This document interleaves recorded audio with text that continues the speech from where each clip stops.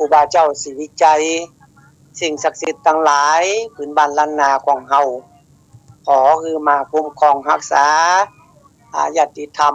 มาแฟนรายการนักศิลป์นักบุญพื้นบ้านล้านนาคือได้มีโรคภัยไข้เจ็บอย่างมาเบียดเบียนคืออยู่ในร่มเงาศาสนาพระพุทธเจ้าไปใจครับผมยินดีต้อนรับเข้าสู่รายการสปะเรื่องเมืองล้านนานะครับวันนี้ก็มาฟังรายการจะทุกวันอาทิตย์นะครับมาฟังพ่อน้อยพ่อหนานมานั่งอุจาพ่อแม่พี่น้องท่านผู้ฟังนะต้นรายการก็จะมีจ้อยมีซอมาคือฟังอีเนาะ เพราะว่าคนเฒ่าคนแก่บ้านเฮาพื้นบ้านล้านนานี่โอ้เพิ่นชอบฟังซอนะมันเป็นเอกลักษณ์พื้นบ้านล้านนาของเฮานะครับเรื่องจ้อยเรื่องซอเรื่องอย่างทั้งหลายโอ้คนเฒ่าคนแก่เพิ่นฟังเพิ่นว่าม่วนนะก็เป็นสิ่งดีๆพ่อแม่พี่น้องท่านผู้ฟังที่พ่ออาจารย์พ่อนันไกรสอนนะครับได้น้อมนำเอาเรื่องราวเรื่องของกินของทานเรื่องของศาสนาพระพุทธเจ้าของเฮานะครับมาออกอากาศให้กับบรรดาพ่อแม่พี่น้องท่านผู้ฟังนะครับได้ยินได้ฟังกันเป็นประจำนะครับทุกวันอาทิตย์เวลา 10 โมงถึง 11 โมงเนาะก็มาฟังกันนะครับเรื่องราวต่างๆที่พอนั้นอามาโอก็เป็นหีบกองของบักเก่าเนี่ยเรื่องของพญาภูมิปัญญาเนาะของคนโบราณนะครับเดี๋ยวเป็นแปลงดีไปให้ลูกแปลงถูกไปให้หลานนะหมู่เฮาก็เป็นลูกเป็นหลานคนสมัยโบราณมาเฮาก็สืบทอดมาจนถึงทุกวันนะครับเฮาก็เอาสิ่งเหล่านี้มาปฏิบัตินะรวมไปถึงศาสนาพระพุทธเจ้านี่จะต้องควบคู่กันไปนะครับพิธีกรรมพื้นบ้านล้านนานะครับมันก็ควบคู่อยู่กับศาสนาพระพุทธเจ้าของเฮานะครับสิ่งดีๆนะครับเกิดขึ้นกับคนศีลคนธรรมคนบุญทั้งหลายนี่พื้นบ้านล้านนาของเฮานี่นะคนไหนไปทำบุญทำทานไปใส่บาตรให้พระสงฆ์องค์ข้าเจ้านะช่วงนี้เป็นช่วงเข้าพรรษาเนาะก็ไปวัดไปวานะครับไปกินไปทานไปยกยอฮือถึงเทพบุตรเทวดาทานไปหาพ่อหาแม่เจ้าพ่อเกิดแม่เกิดนะหรือว่าปู่ย่าตายายเฮาก็ทานไปหาเปิ้นนะทานไปหาเปิ้นนะเปิ้นหลวงรับขานเปิ้นจากบุญไปสู่บุญเนี่ยเปิ้นบ่มีสิทธิ์เรียกร้องอย่างสักอย่างนอกเปิ้นจะมาเข้าฝันว่าฝันหันแม่หาพระหันพ่อนี่นะอันนี้แหละเปิ้นมาหาแล้วเปิ้นอยากกิน เพราะว่าเฮาบ่ได้ทานอย่างไปคือเปิ้นนะก็จะไปลืมทานไปหาพ่อหาแม่ไปหาครูบาอาจารย์ไปหาเทพบุตรเทวดาสิ่งศักดิ์สิทธิ์ทั้งหลายเชื่อวัดเชื่อว่าพระอินทร์พระบรมทั้งหลายนี่อันที่ลืมบ่ได้นี่จะไปลืมทานไว้ไปปลายหน้ากับไว้ที่ตัวเก่านะทานไว้ปลายหน้านี่ดีแท้ๆเลยนะครับทานไปปลายหน้านี่คือทานไว้ที่ตัวเก่านั่นแหละเมื่อเฮาสิ้นบุญจากบุญไปสู่บุญเฮาก็จะได้ไปปะของกินของทานของเฮานะครับของกินของเฮาจะมีบุญบนเทพบุตรเทวดาเพิ่นจะรับไว้ถึงเวลาจากบุญไปสู่บุญเฮาก็จะได้ไปรับเอาของพวกนั้นมากินมาบริโภคนี่นะ นะครับวันนี้นะครับพระอาจารย์พ่อนันไกรสอนนะครับจะนั่งพูดจาพ่อแม่พี่น้องท่านผู้ฟังนะครับตั้งแต่ 10 โมงปลายๆสักน้อยเนาะถึง 11 โมงกับวันนี้ก็มาฟังกันนะพระพุทธเจ้าศาสนาพระพุทธเจ้าของเฮานี่เพิ่นบอกว่าคือเฮาเนี่ยเป็นคนดีนะบ่คือได้ฆ่าสัตว์ตัดชีวิตบ่คือเป็นลักของไผบ่ไปเล่นจู้สู่เมียไปบ่พูดเท็จพวกกรรมหยาบหยังบ่กินเหล้าเมายาอย่างนี้คือมีศีลมีธรรมแล้วเฮาจะได้เป็นคนดีอยู่ในโลกมนุษย์เมืองคนทุกศาสนาเพิ่นต้องการต้องการให้คนเป็นคนดีหมดบ่ว่าศาสนาอันไหนเพิ่นต้องการให้คนเป็นคนดีศาสนาพุทธเฮาเหมือนกันเพิ่นอยากจะให้คนอยู่ในร่มเงาศาสนาพระพุทธเจ้าเนี่ยมีจิตใจเมตตาเอ็นดูรักใคร่อยู่ด้วยความสุขความสบายกับเพื่อนพ้องหรือว่าญาติพี่น้องมี จิตใจเอื้ออาทรเอื้ออารีกันนะคือเป็นคนดีเด้อเนาะคนดีในสังคมนะคือเป็นคนดีอยู่ในสังคมแล้วเฮาก็จะมีความสุขในชีวิตของเฮานะเฮาบ่ฆ่าสัตว์เฮาบ่ลักทรัพย์ไผเฮาบ่เล่นจู้สู่เมียไผมาเป็นกิ๊กเป็นเกิกไผน่ะเฮาบ่อู้คำหยาบบ่พูดเท็จไปจุไปหลอกไผนะเฮาบ่กินเหล้าเมายาไปทะเลาะวิวาทจังใดนะเสียการเสียงานนี่นะอันนี้เพิ่นว่าคนอยู่ในศีลในธรรมละมีศีลอยู่ในตัวนะครับก็สามารถที่จะเป็นคนดีได้เฮาอยู่ในร่มเงาศาสนาพระพุทธเจ้าเนี่ยเฮาเป็นลูกศิษย์พระสมณโคดมบรมครูเนี่ยเฮามีความสุขเฮามีปรมีมีปรมีที่จะอยู่กำจูศาสนาพระพุทธเจ้าของเฮานะครับศาสนาพระพุทธเจ้าของเฮาเนี่ยถ้าใครเป็นคนนี้เนี่ยเพิ่นจะคุ้มครองรักษาคนใดเป็นคนชั่วคนบ่ดีเพิ่นก็จะบ่คุ้มครองรักษานะครับเป็นคนดีนี่มันมีหลายอย่างมาได้อยู่ฟังเนี่ยเรื่องเป็นคนดีนี่นะเป็นคนชั่วนี่บ่เอาเนาะบ่อ้วเนาะอู้ว่าเป็นคนดีนี่เป็นจังได๋พ้องมันจะเป็นกรอนเด้อนะครับเป็นกรอนได้จะอู้ฟังนะครับเป็นคนดีนี่มันเป็นจังได๋พ้องวันนี้พวกนั้นไกสอนจะมาอู้ฟังว่าเป็นคนดีนี่มันเป็นจังได๋นะครับเป็นคนดีมีศีลธรรมไว้จะได้เอาใจประดับจิตใจเป็นคนดีนี้ชีวิตสดใสเป็นผลกำไรสืบไปตั้งหน้านี่เป็นคนดีบารมีแก่กล้ามีคนศรัทธาน่าครบเกิดเป็นคนดีมีคนเคารพครบนักปราชญ์ได้ทุกคนเป็นคนดีนั้นมันสร้างกุศลบ่มีกังวลใจตนเรียบเกียงเฮาเป็นคนดีบ่มีหนามเสี้ยนได้กระทำความเพียรไว้นักได้เป็นคนดีพี่น้องปองรักไผก็อบอ้อมอารีเป็นคนดีแล้วต้องมีศักดิ์ศรีศึกษามามีวิชาเก่งกล้าจะเป็นคนดีต่อนนี้ไปหน้าไผถึงบ่มาคิดคบเป็นคนดีการทรยศบ่ผากดขึ้นกับเฮาเป็นคนดีแต่มีเพื่อนแก้เหงาคอยช่วยเหลือเฮายามเมื่อต่ำใต้น้ำตกน้ำบ่ไหลตกไฟบ่ไหม้มีคนอุ้มจูช่วยกำเป็นคนดีน้ำใจเลิศล้ำมีเมตตาด้วยคุณธรรมเป็นคนดีไว้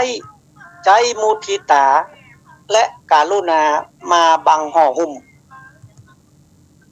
เป็นคนดีรักษาตัวกุ้มบ่มีไผตุมขวางละ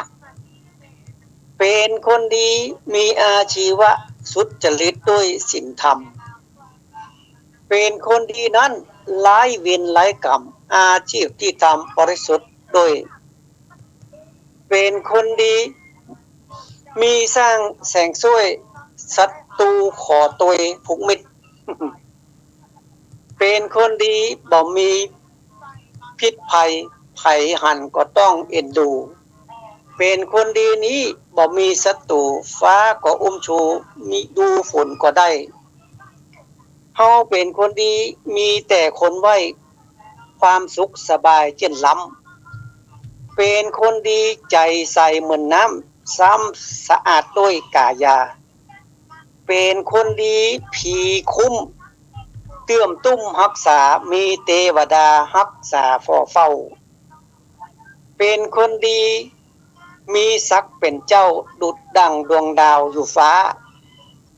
เฮาเป็นคนดีบ่มีต่ำจ้าอยู่หนแหล่งล่าเมืองใดเป็นคนดีนั้นคนอื่นหันใจเรื่องเวรเรื่องภัยอันใดบ่ต้องเฮาเป็นคนดีพี่น้องปกป้องพระก็คุ้มครองเอาไว้เป็นคนดีมีทรัพย์สินไว้ใจเงินหลั่งไหลเข้ามาหอม เป็นคนดีไว้โลกได้ถนอมสวรรค์หมายปองจองไว้ล่วงแน่เฮาเป็นคนดีมีศีล85สมาธิปัญญาเกิดพร้อมเป็นคนดีมีใจอ่อนน้อมละชั่วและต้องทำดีเป็นคนดีนั้นมันต้องสุขีสมบัติผู้ดีต้องมีครบถ้วนเป็นคนดีหนีไก่ขาดล้วนเรื่องของอบายมุขนะเป็นคนดีมีแต่ดับทุกข์ชนะขวากเสี้ยนหนามคมเป็นคนดีบ่มีล่มจมคนในสังคมนิยมทั่วหน้าเนี่ยเป็นคนดีอยู่ในโลกล่ากิริยาวาจาอ่อนซ้อยเป็นคนดีมีความเรียบร้อยบ่ป่วยเรื่องยุ่งลุงลังเป็นคนดีนั้นมันบ่ทุกขังมีแต่ศีลธรรมประจำใจเจ้าเฮาเป็นคนดีบุหรี่เบียร์เหล้าเสพติดมันเมาบ่ครบนะ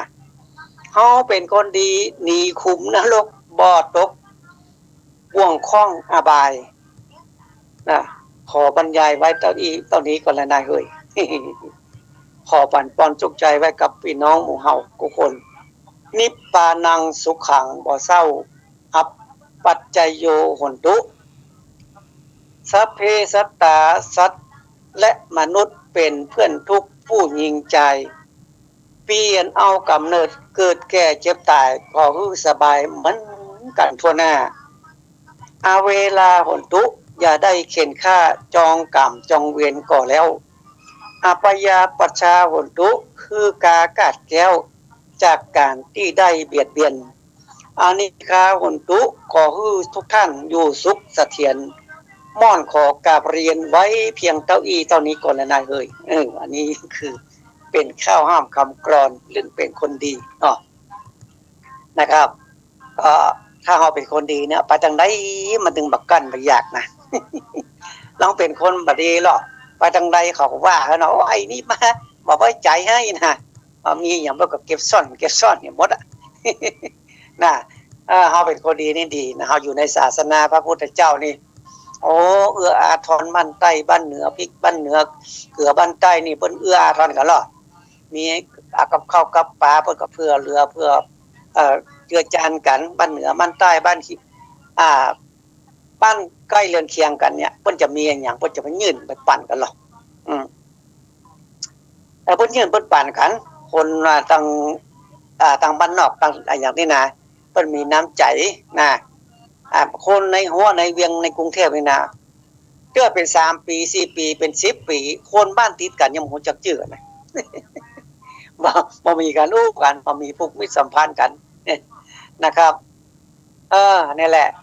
เฮาคนบ้านนอกบ้านอย่างเฮานี่นะบ้านนาบ้านนอกบ้านนาบ้านนอกคอกนานี่นะโอ้เพิ่นมีน้ำจิตน้ำใจหรอกเพิ่นมีได้กินหยังล้ำๆดีๆนะเพิ่นถ้าหยังมาแกงมันนักมันหนาเพิ่นก็แบ่งให้คนข้างบ้านน่ะเอาไปกินเนี่ยในบ้านคนข้างบ้านเพิ่นแกงเพิ่นหยังได้หยังมาเพิ่นก็เอาแบ่งให้เฮาอย่า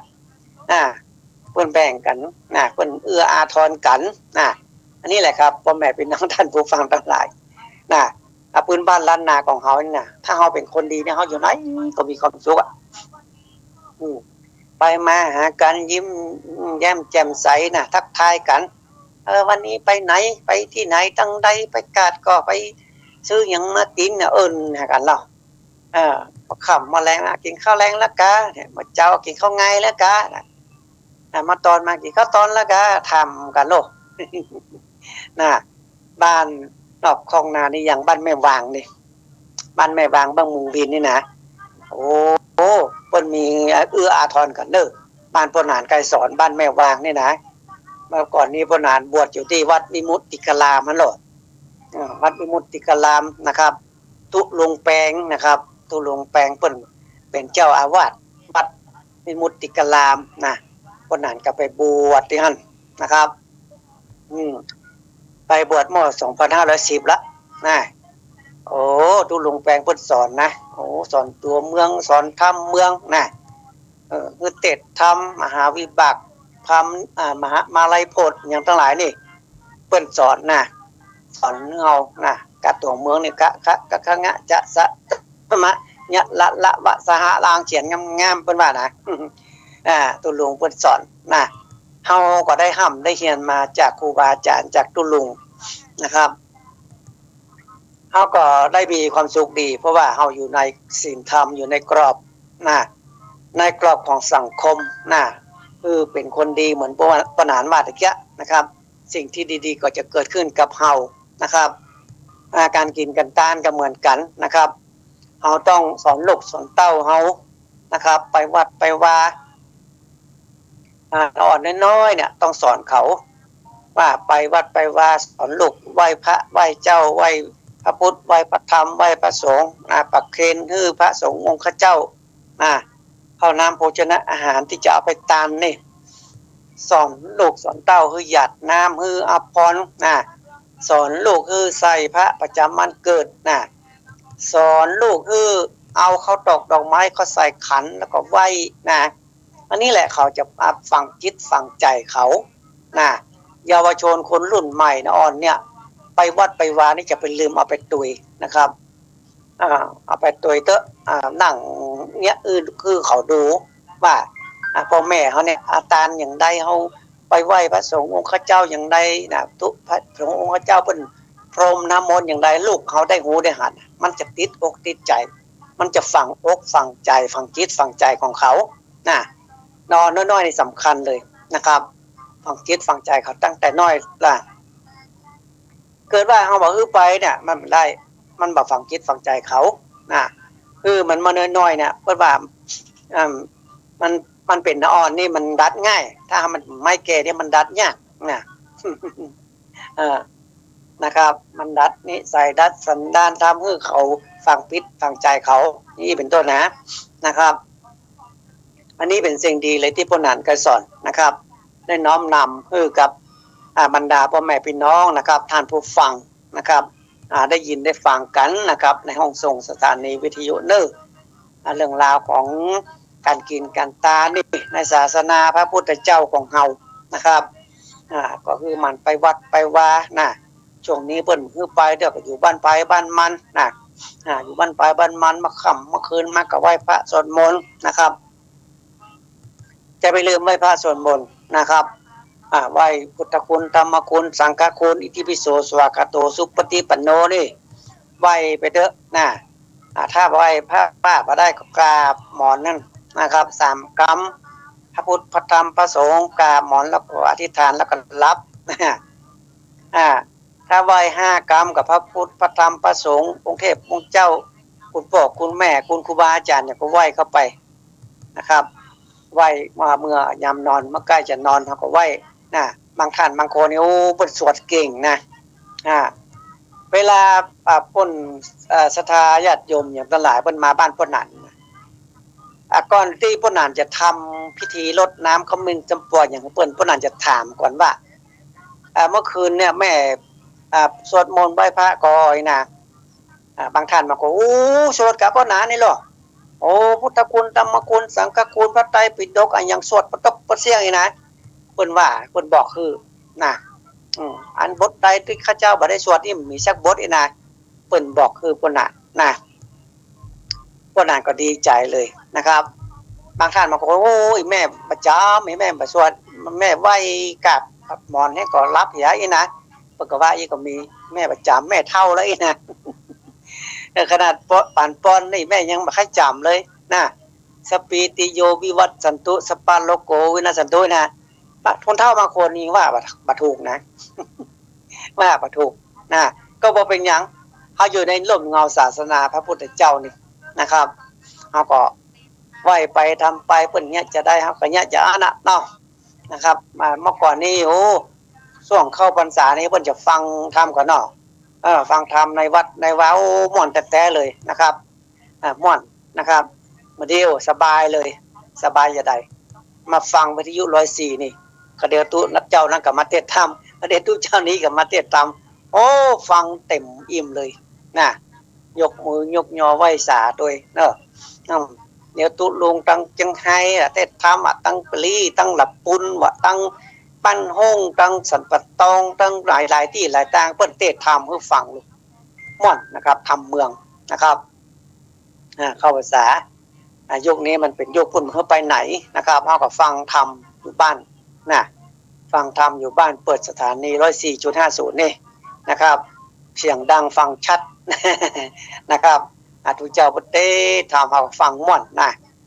ฟังม่อนไม่ต้องไปวัดไปวาก็ได้ฟังที่สถานีเนี้ยแล้วออกแล้วใจเนาะประเดี๋ยวมันง่ายป่ะให้พี่น้องท่านผู้ฟังสมมติเราฟังทำท่านทุกองค์ไหนพระองค์ไหนเป็นมาเตะนี่นะเราสามารถที่จะใส่กันทำได้ใส่อย่างไรใส่ไปตั้งบัญชีของวัดนั้นนี่นะเพิ่นจะมีบัญชีขึ้นบัญชีคือว่าฝ่ายจะห้อมกันทำเน้อห้อมมาบัญชีนี้เลขหมายนี้ธนาคารนี้นะเฮาก็กดเข้าไปวันนี้ห้อมกันทำ101เน้อนะเอาก็กดเลขบัญชีเข้าไปเนี้ยใส่ขันทำแล้วเฮาก็โยกย่อไว้เวลาทุกเจ้าเทศทำนะทุกเจ้าเทศทำแล้วนะในวิทยุนะตอนท้ายเพิ่นก็จะปั่นป้อนเฮาก็ญาติน้ำเนี่ยเหมือนก็เฮาอยู่วัดเลย มันเป็นยุคดิจิตอลไปละนะไปที่ไหนไม่ได้เฮาก็อยู่บ้านอยู่จองเฮานะมันเป็นยุคโซเชียลนะโซเชียลเป็นโลกอินเทอร์เน็ต Facebook หยังเข้าไปฟังไปดูกันได้เหมือนกับเฮาอยู่วัดอยู่ว่าขนาดลูกหลานอยู่ต่างประเทศเนี่ยผมมาโทรมาหาพ่อหาแม่เนี่ยพ่อแม่ปั่นปอนเนี่ยตั้งโทรศัพท์เลยนะโอ้มันไปหากันไม่ได้หรอกปั่นปอนตั้งโทรศัพท์คือฟังเนี่ยขนาดลูกหลานเพิ่นอยู่ต่างประเทศอเมริกาอย่างพวกนะเพิ่นบ่สบายนะพ่อแม่อุ้ยเพิ่นเนี่ยเพิ่นยังปั่นปอนเป่ากระถาไปตั้งโทรศัพท์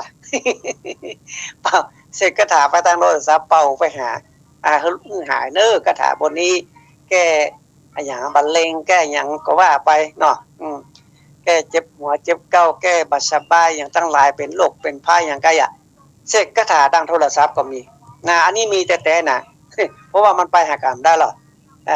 เสกไปตั้งโทรศัพท์เลยเพราะนั้นก็มีเหมือนกันเหรอญาติโยมที่เป็นลูกศิษย์ลูกหาพวกนั้นไกลสอดนี่เพิ่นอยู่ประเทศอเมริกาพวกนะเพิ่นโทรมาเพิ่นไปได้ครอบครัวทางพูนเนาะเพิ่นว่าพวกนั้นปั่นป้อนให้พ่อให้น่ะเพิ่นไลน์มาหันหน้าหันตากันเขาก็ยกมือไหว้เด้อเพิ่นนั้นจะจำกันโคเฮ้อนะเฮ้อได้อยู่สุขสบายบ่เคยได้เจ็บได้ไม่ได้ไข้ได้หนาวหยังนะ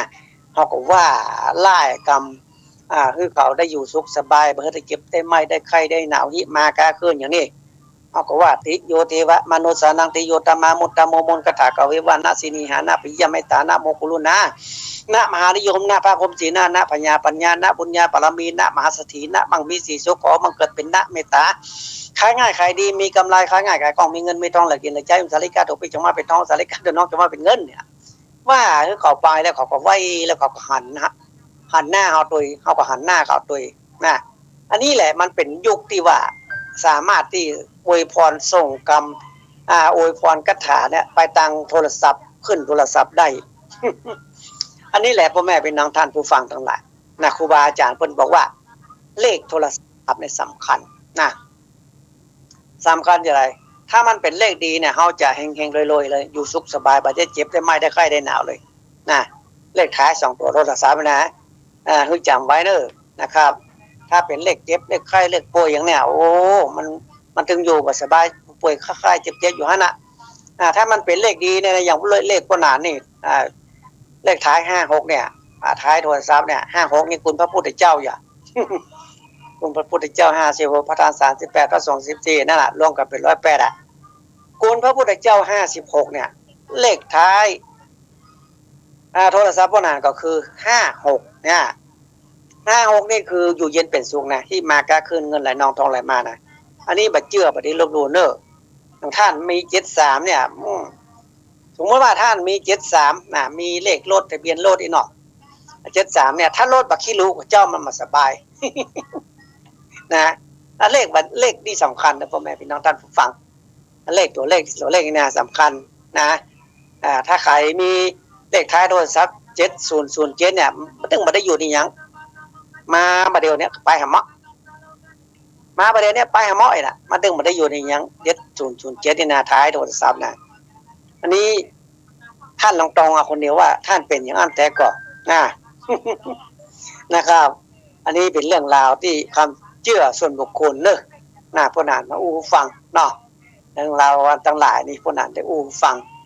เดี๋ยวฟังซอแป๊บนึงเนาะสัก 2-3 นาทีพวกนั้นไปจิบน้ำกำเดียวคอแห้งเลย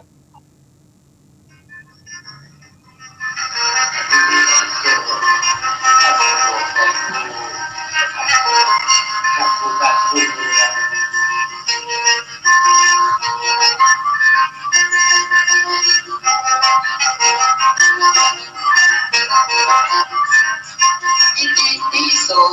ภะละวายกมือวันทากราบ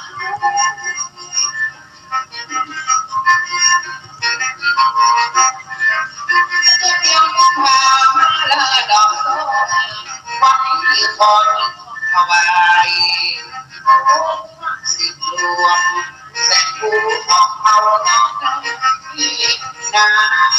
ท่านให้จะได้สอนถวายคือดีใจมีอยู่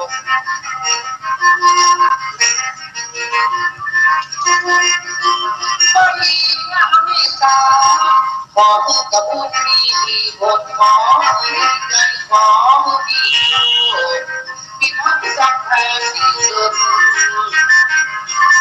แห่ง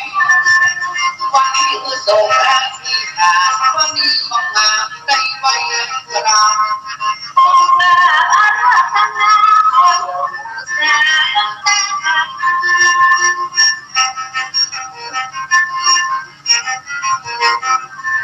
แต่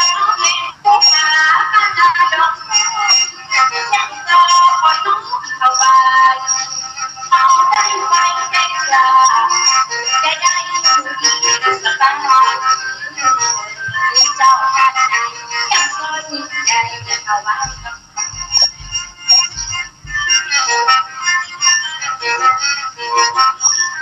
พระเจ้าสิ่งสวงแสงท่านเองวันขึ้นมาก็ว่าวันนั้นเจ้าตาพบเจ้าเอาวันแต่แกของเราอาราธนายกสาวัตตา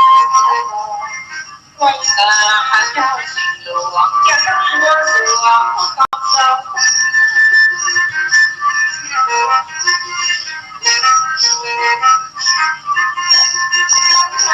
จะได้ทำความดีจะได้กลับมาต้องมาสา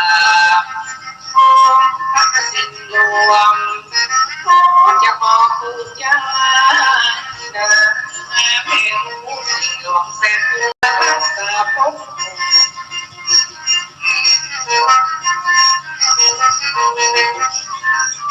พระเจ้าเก่าแก่ผู้ปักได้รุ่งเจ้า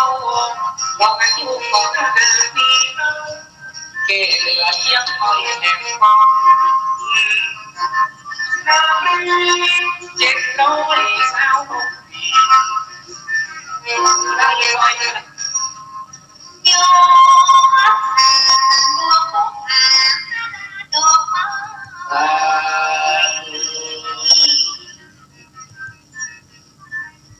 ขอยกมือสาขอมือไว้แต่เพียงผู้มาลัยพกอาแจ้งโตขอไว้ขอกราบโอ้ได้ผู้จาหนูพระเจ้าสิดวงเสนโอลูกขอยกมือกราบเป็นที่ไม่หมายอันนี้จะช่วยจังโตน้ำตาคงไว้แต่พระเจ้าสิหลวงได้ความสุขพระเจ้ายังเป็นคนยังขับยังตั้งมาเป็นมาเป็นได้มาบงความรักษาบุญและศรัทธาในความสุขพระเจ้าสิหลวงแสนจงเอ็นดูคือมีเงินล้าน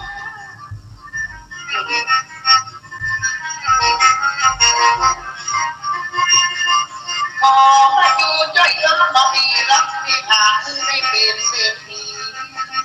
ไว้พระสิทธิ์หลวง ชูความดีมีท่านดีผู้น้ำสดีใหญ่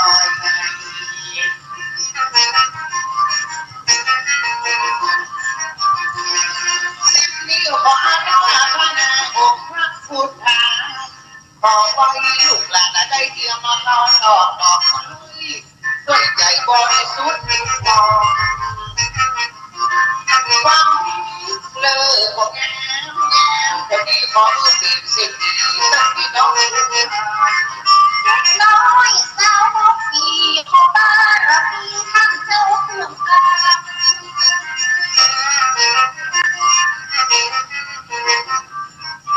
สาวที่สูงไปบางที่ต่ำยังมองคนนั้นเป็นจอเอาไว้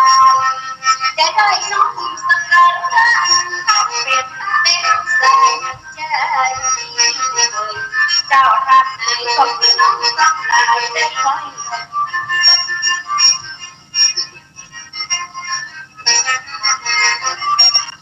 ยังก็เชียงใหม่น้ำตาโคตรลอยเชื่อกันใจเป็นเด็กเป็นชาความคิดดีออกมาจากตาโคตรน้ำตาโคตรหลอกนอนยังไม่ยกดีใจกับน้องตั้งหลายคนได้ดีเกิดที่นี้เป็นสิ่งที่มงคลได้มีมนต์ทำมาส่ง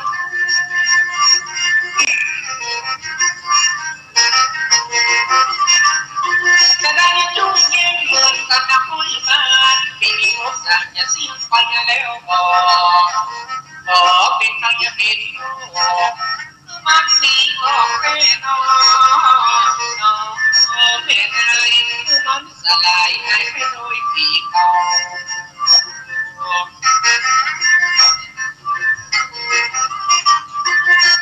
ราชโอเป็นสิ่งหลวงเสร็จผู้ประมงนำโซ่ในรักษาศาสนาแต่เขาพี่น้องข้าเขาเพื่อได้คงได้กันน้องยังมาจุ่มเนื้อเย็นใจสักน้ำหลั่งไหลไปสปาเป็นพ่อสปาเป็นไทยตะเกียบกันไหลโตไปแก่แก่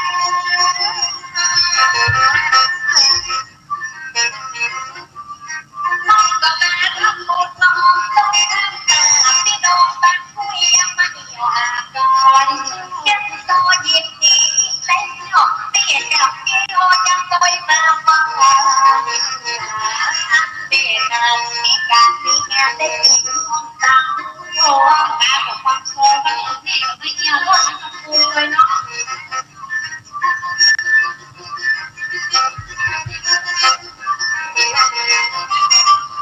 พระเจ้าติดลวงเด่นมือได้อุ้มชูดูเลแก้วบางปัดปัดไหลลงไหลล่องน้ำอย่าได้มาตีอย่าได้มาโกแต่การต้องไปไก่หูต้องไปไก่ตาโอ้ลงหน้าบอกว่าทำก็ลงดินขอบคุณในห้องอดอุ่นวันดอกวันอื่นเป็นบางตอน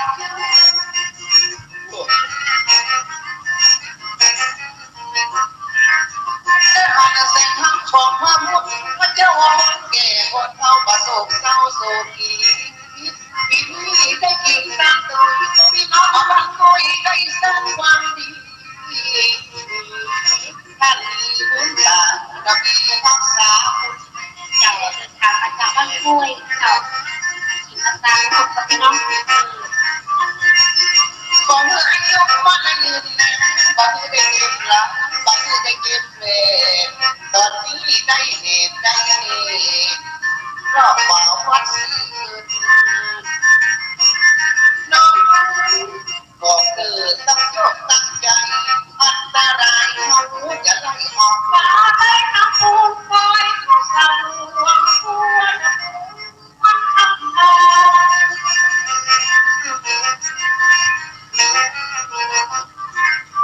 ให้มีเสียงขอให้มีเสียงขอน้ำต้องพูดโอ้พูดใจ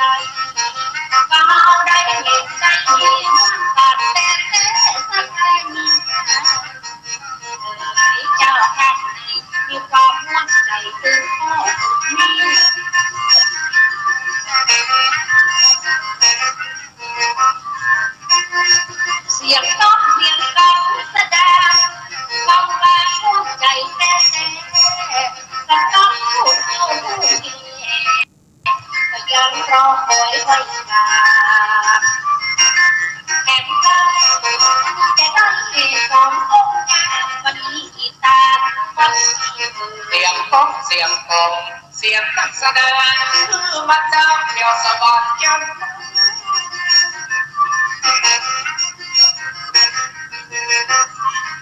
พอไปถึงลุงนาวันแน่ฟ้าที่ตายจากฟ้าอยู่จากฟ้าสวรรค์นาพอนั้นได้ยังรับรู้ปิดมารับตัวกินตัวฟ้าว่าเทวาเอาพื้นที่ป่านั้นได้เป็นยอดผู้ที่จะพูดนั้นได้ลองสะท้อนพี่น้องบ้านเอาหวังไปจุดไปจอดมองเอื้อท่านไปเอื้อได้ยังไปเติมนาวิญญาณจุด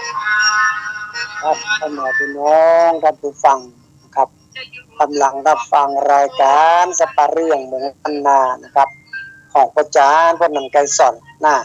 ในเวลา8 นาทีเนาะฟังซอกันไปน้อยเดียว นะครับก็มาฟังกันเนอะพ่อแม่พี่น้องท่านผู้ฟังนะครับทุกวันอาทิตย์นะครับมาฟังรายการจากขึ้น 104.50 นะครับพ่อน้อยพ่อนั้นพ่อจานเก่าขนมวัด พ่อนันไกรสอนนะครับได้มาน้อมนำโอจาเรื่องราวที่กองของบักเก่านะครับคือกับบรรดาพ่อแม่พี่น้องท่านผู้ฟังได้ยินได้ฟังกันนะครับทุกวันอาทิตย์นะครับมาฟังช่วยฟังซอว่ามันงอมกันคนเฒ่าคนแก่นี่เวลาไปได้อู้ไปได้ง้อมอีป้องง้อมอีไม่ง้อมเพิ่นว่านะ ถ้าได้ฟังจ้อยฟังซออย่างนี้นะฟังเพลงบักเก่าไว้นะก็มีความสุขนะทำให้จิตใจจุ่มจื่นนะบ่เคยได้คิดนักอันยังอยู่ตามศีลกินตามธรรมเนาะคนเฒ่าคนแก่นี่จังง้อมเนาะเวลาได้ฟังจ้อยฟังซอได้ฟังพระสงฆ์องค์เจ้าเทศธรรมเมืองกาอันยังก็เรียกเพิ่นจะมีความสุขนะคนกว่าผู้สูงอายุทั้งหลายนี่นะครับเพิ่นจะมีความสุขเพิ่นได้ฟังอย่างที่เพิ่น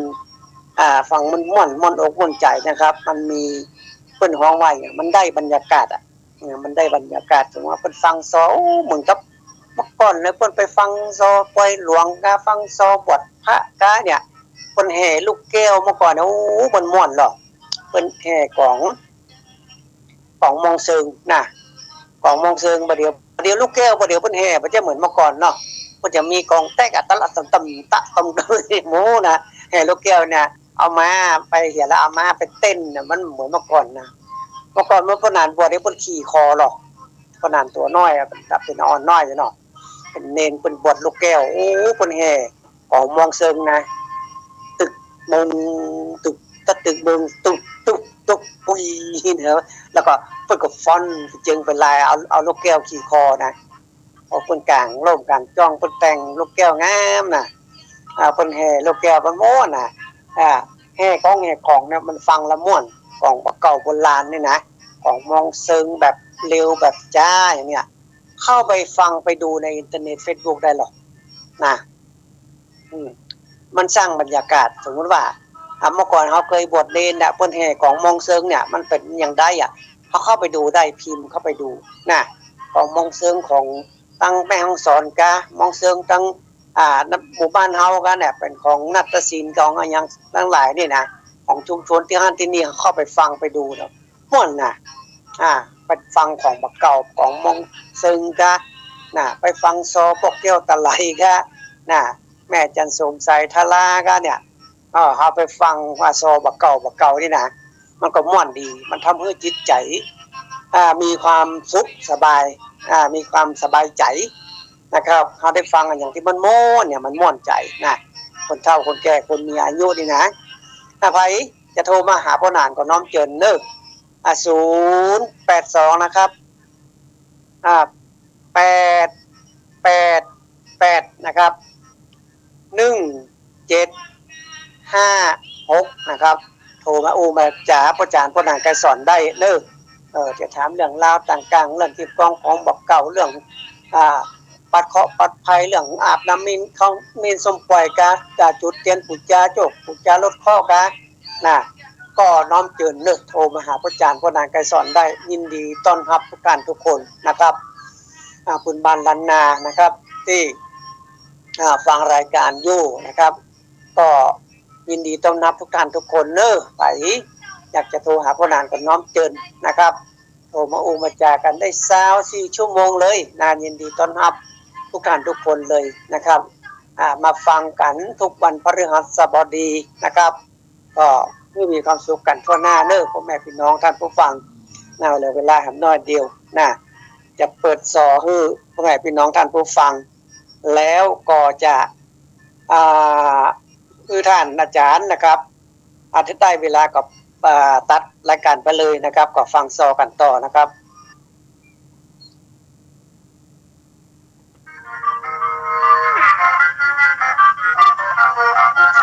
มาเดียวบ้านเมืองสมัยมันยังมาไกลกับโบราณแต่ก่อนเพิ่งเลือกเจ็ดพอเอาไม่พอนก็ซื้อของคนแต่คนตึ้งตอนนี้มาเดียวเลยให้ยิ่งตั้ง2,000ได้กี่รถยนต์โตน้ำแกกันเนาะเจ้าเฮ้ยสมัยแต่เดียวมันพัฒนาการพัฒนาโบราณสมัยแต่ก่อนถึงเจ็ดพอเอางานไม่พอนซื้อของพอนแต่ก่อนยังบะมีสมัยแต่เดียวงานพอนแต่ยังสามเปิ้ลบอกว่างานรถยนต์แต่ก่อนทีวีซีสมัย3G 4G เป็นโนมโรยีมันยังเข้าเว้ยเจ็ดเรามันไปตามสมัยกันเอามาเงียนกับโลกเด็กก้อนละอ่อนกระตา